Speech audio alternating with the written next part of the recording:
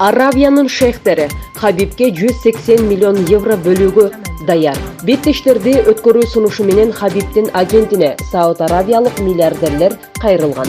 Алардын 2 мелдештең Сауд Аравиянын борбору Эр-Рияд шаарында өтүшү керек деген талабы бар. Россиялык мушкер Хабиб Нурмагомедов Конор Макгрегор жана боксчу Флойд Мейвезер менен беттешсе 180 миллион евро гонорар берилери айтылды. Бул туурасында The Sun басылмасы жазган.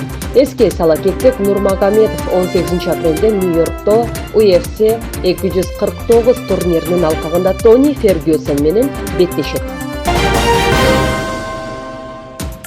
Өзгөндө автокырсыктан 7 киши мөрт кетти. 3 февралга оогон түнү саат 3:30 чамасында Ош Мырзаке жолунда Lexus унасы жол боюндагы зым карагайды сүзүп өрттөнүп кеткен. Натыйжада андагы 7 кишинин баары мөрт кеткен. Өзгөчө Кырдаалдар министрлигинин маалыматына караганда өрттөнгөн машинени дээрлик 1 сааттан кийин гана өчүрүүгө мүмкүн болгон. Учурда кырсыктын себептери иликтенүүдө.